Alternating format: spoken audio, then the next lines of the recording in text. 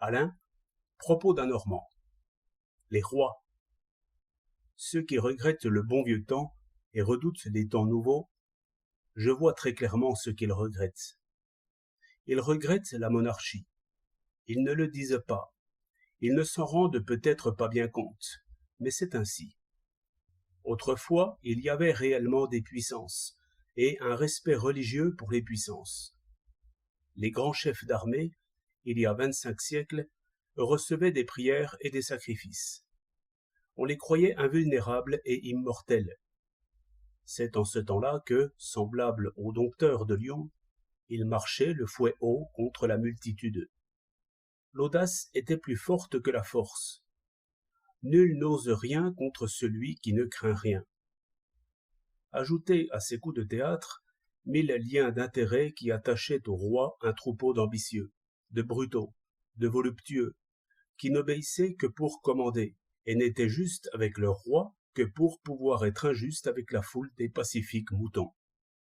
Tel est le pouvoir personnel, tel qu'on nous le représente au théâtre et dans les récits de l'histoire. Dans la réalité, je crois que les tyrans n'ont jamais eu autant de puissance ni autant de liberté que l'on croit. Ils durent toujours compter avec leurs alliés et avec la multitude. Plus d'une fois, les lions, ayant mis la patte sur le dompteur, prirent goût au sang.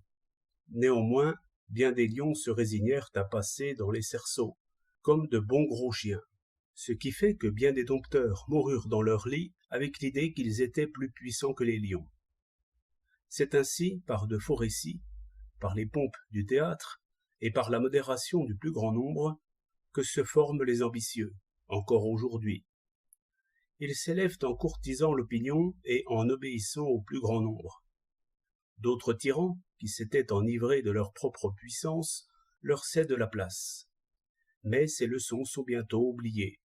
Le décor, le costume, le geste corrompent le jugement. Après 100 représentations, le figurant s'imagine qu'il est un peu roi. Il devra pourtant, un jour ou l'autre, rendre la couronne et le manteau de pourpre.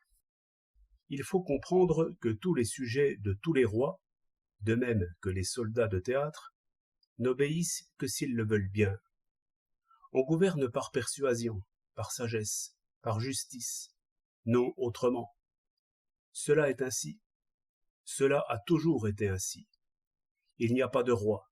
Il n'y a jamais eu de roi. 24 mars 1909.